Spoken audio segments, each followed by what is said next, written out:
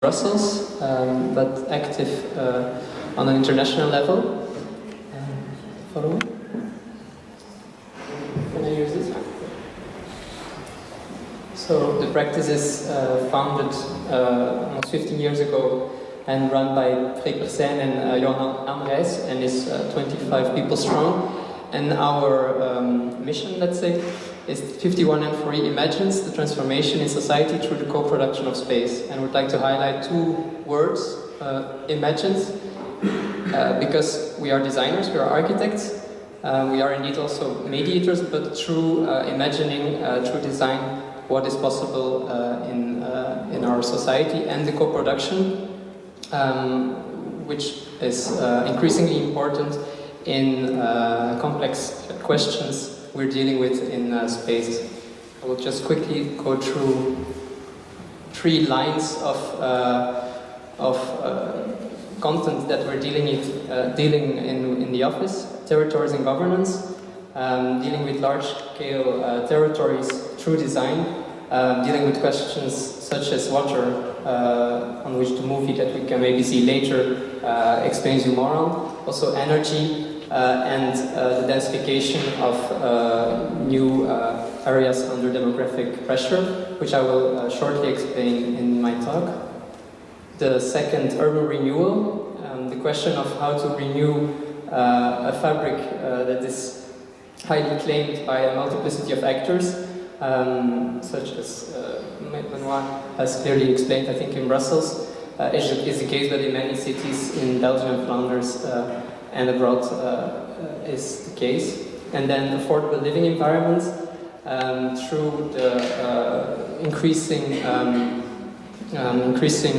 standardization of the mainly residential projects that we're building. We as architects try to look for the margins, try to push the margins within these projects, often large scale, such as student housing in France, or residential project in Brussels, but always looking for affordability and a more qualitative living environment. Very quickly, a project that we did in Bordeaux on the question of the densification of the periphery that was being connected with the city by new tram lines, in which we developed strategies for specific areas. And in the meanwhile, we were also working on a project in another kind of sprawl in Nevelen, near the city of Ghent, on an architectural level, which is now realized. Just to explain that the office learns from both levels, the architectural and the territorial, within one common and very open methodology of an open learning network, of which we are not alone, but we are working together with many partners. And what is still important to emphasize is this role of design, of the modeling, both in actual models, but in plans, working together with consultancy agency to model also financially what we are doing, then talking this through with the multiplicity of actors to create actually a new brief. We get a question, we go through the cycles, and we get a new question out of this.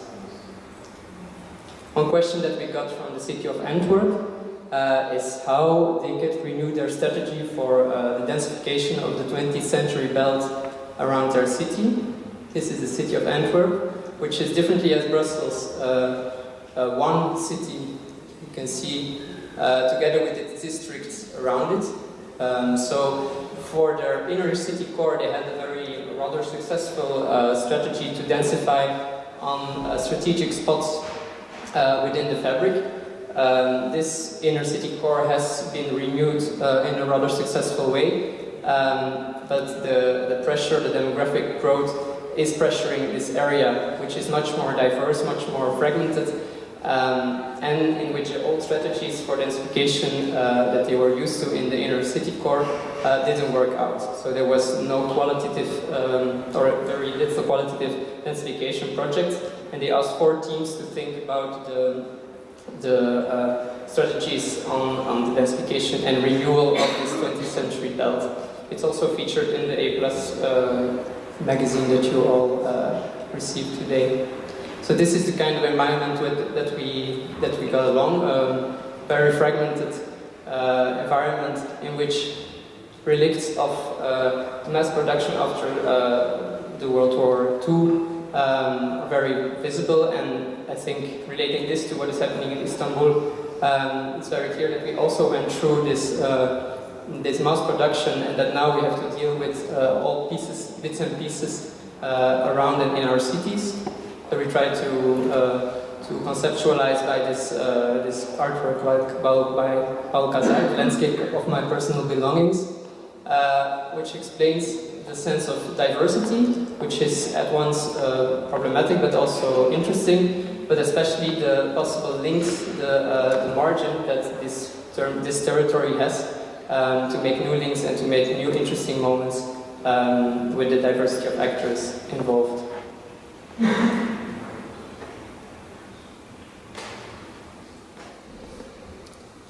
From a very pragmatic point of view, there was a lot of densification area to be densified. In total, almost 100,000 new housing units could be realized. We mapped them in this area, but we see that this didn't happen. There was in many of these cases that we mapped, there was a status quo already for multiple years because of a lack of communication of the different partners involved. The lands, the property rights were not clear, so nothing finally happened. Our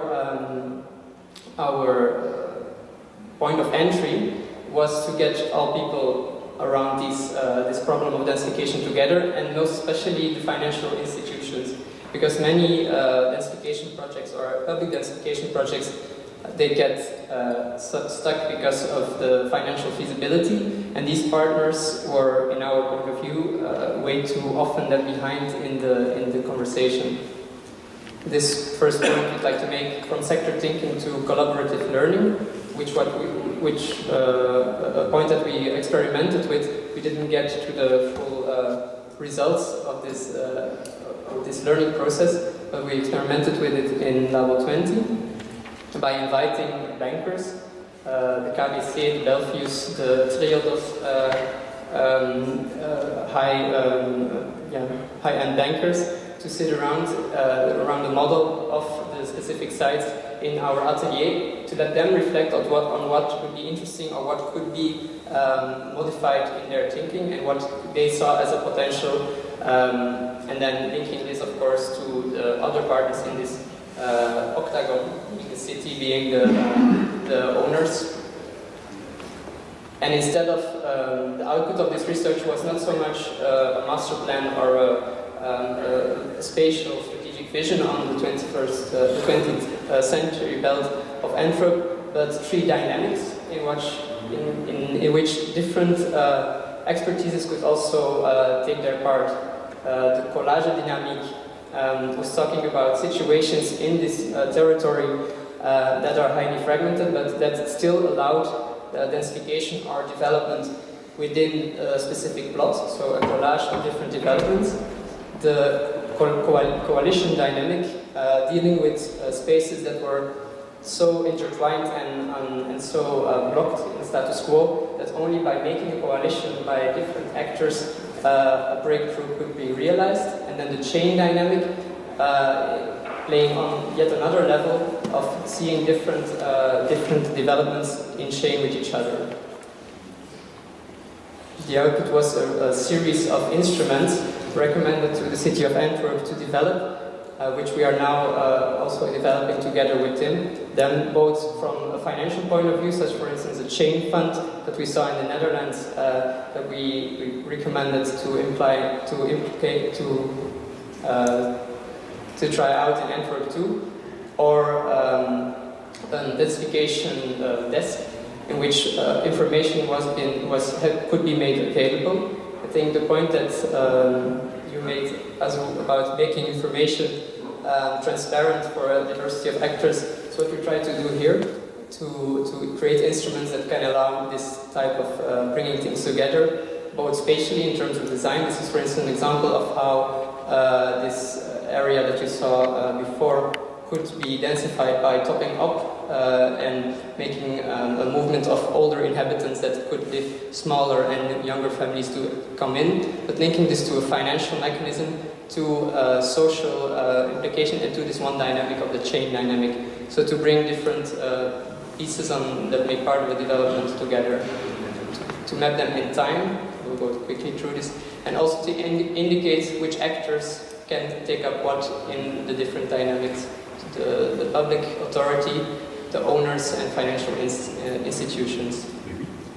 For the moment, we are, because this is very theoretical, this was a research run for 1 year, being part of other research, but we got a chance to experiment with this, with these tactics rather than strategies, I would say, in the Lageweg, which is a post-industrial area in the north of, in the south of Antwerp. That is quite interesting because it's the last piece of industrial land in a much bigger residential zone, so it's under pressure.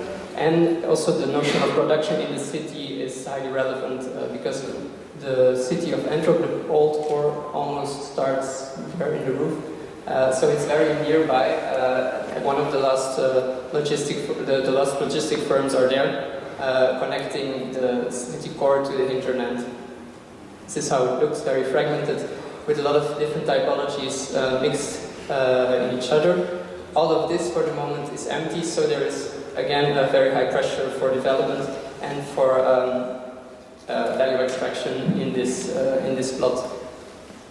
The question on how to avoid this value extraction and to add local value is what we are working on by testing out this coalition dynamic, by bringing all the homeowners together in the trajectory of information creation or knowledge creation, by modeling, by making brochures and taking them on a walk, but also by talking to the city officials, the higher decision takers in the end,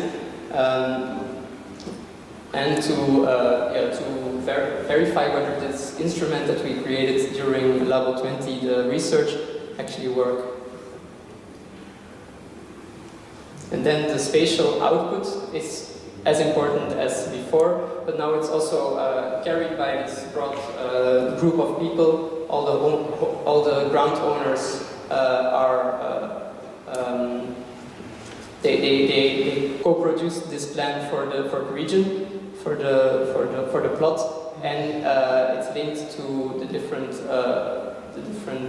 connections, different projects that are to be executed, such as the Blue Gate project, which makes it much less of a linear planning process, but more of linking parallel tracks, such as the financial feasibility, spatial structure, the programming, the coalitions, the stakeholder mapping, and the regulations, in which during this process we saw that if we are, for instance, blocked in terms of the spatial plan, that we could jump to the financial feasibility because we had the specific person around the table, and we could find a breakthrough and go on to the spatial plan. This is maybe a bit abstract, but it's how the way, this is very much specific for this trajectory, that all the speed that we could take was thanks to these different aspects in the process. And this is also what the city wants, to speed up certain processes that normally happen linear. So all these lines, normally they go after each other, and the process for such a big site can take 10 or 20 years. And the ambition is to shorten it to a shorter period of time, 10 years, 3 years planning phase, and then 10 years for the execution. These three discussion points I would have liked to raise. So from sector thinking to collaborative thinking, from linear planning to parallel linkage, and from value extraction to local added value, and how they actually how they work together. Thank you.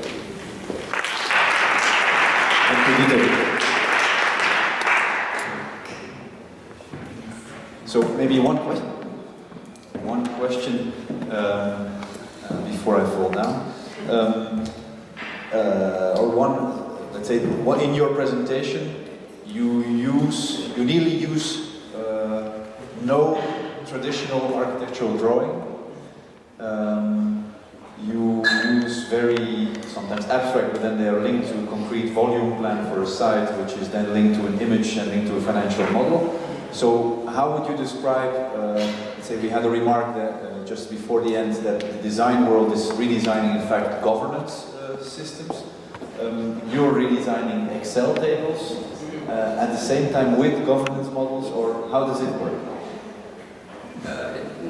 Yeah, you're right that it needs some flexibility towards our background as an architect to start thinking about representation also of different things.